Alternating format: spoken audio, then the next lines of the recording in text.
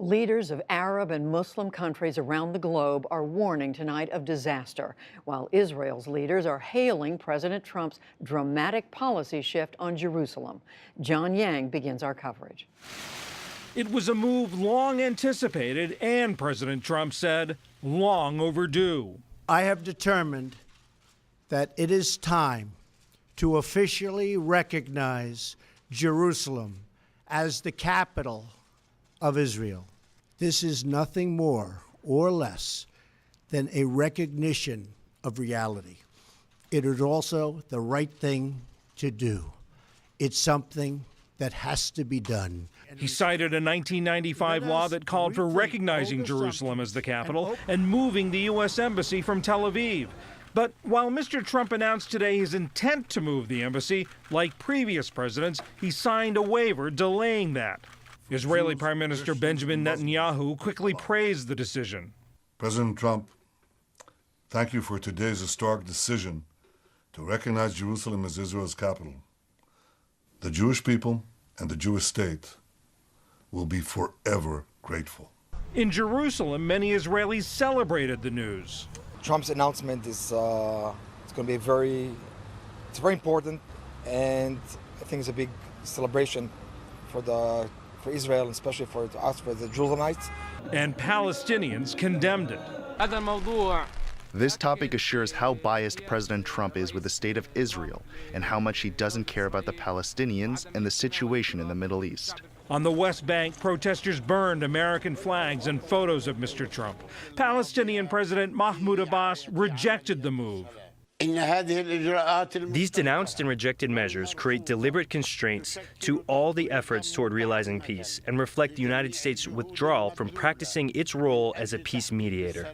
In Gaza, militant leaders from the Palestinian group Hamas called it a flagrant aggression that opened the gates of hell. Across the Middle East, key U.S. allies, including Turkish President Recep Tayyip Erdogan and Jordan's King Abdullah, warned of dire consequences. Taking any wrong step regarding Jerusalem's status will cause public unrest in the Muslim world. Egypt also blasted the decision, as did European leaders and the Secretary General of the United Nations.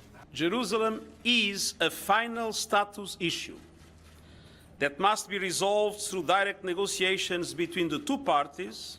Any change in the status of Jerusalem is fraught with risk. It's been at the heart of the Arab-Israeli conflict ever since the UN drew the boundaries for the Jewish state in 1947. The city is sacred to Jews, Muslims, and Christians. Palestinians want East Jerusalem as the capital of a future state. Much of Israel's government resides in West Jerusalem, and many Israelis claim an undivided Jerusalem as their capital.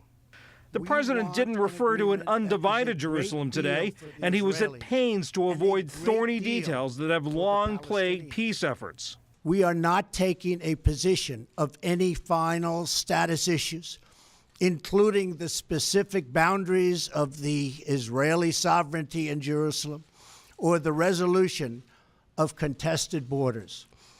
Those questions are up to the parties involved. Mr. Trump said today's action kept an oft-repeated campaign promise. We will move the American embassy to the eternal capital of the Jewish people, Jerusalem. He's maintained that position since taking office and also suggested earlier this year that he's not wedded to U.S. support for a two-state solution. So I'm looking at two-state and one-state, and I like the one that both parties like. I'm very happy with the one that both parties like. I can live with either one. But today's decision makes the roadmap to a resolution for the Middle East's longest-standing conflict much more complicated. For the PBS NewsHour, I'm John Yang. We'll hear from both Israeli and Palestinian officials right after the news summary.